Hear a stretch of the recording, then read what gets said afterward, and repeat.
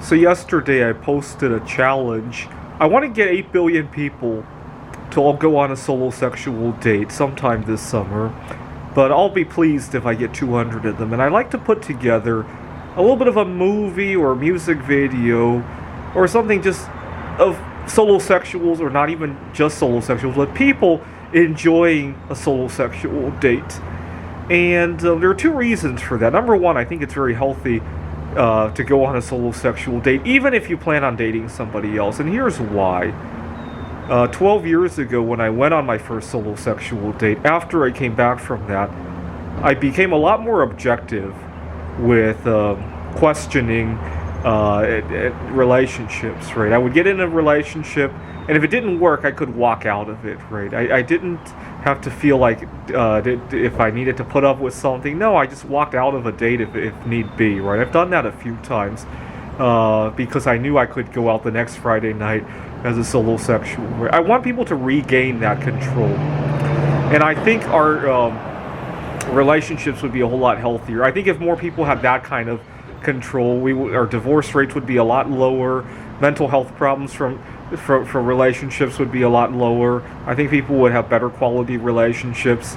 And also people who are genuinely solo-sexual, like I probably am, would find a better quality of life because we wouldn't be alone in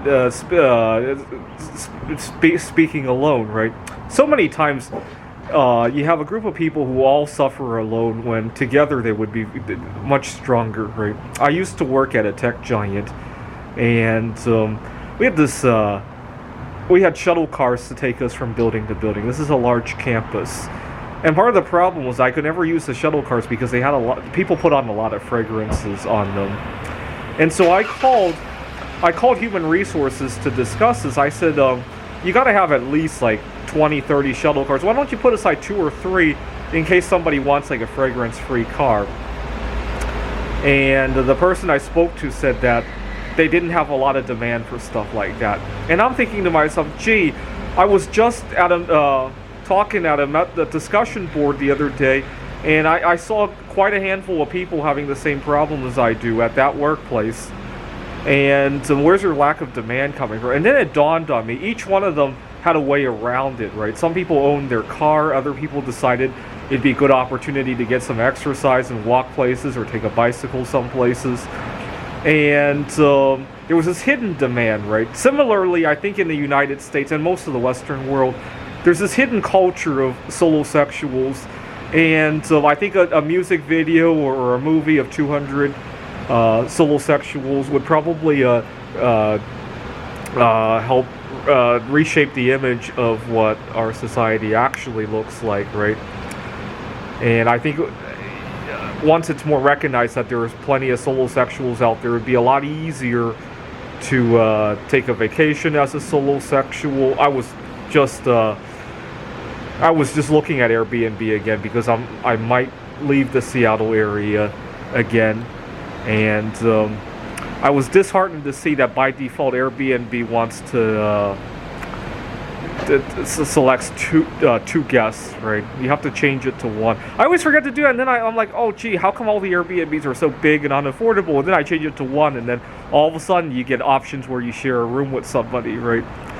And I complained to Airbnb about this, actually. I never heard back.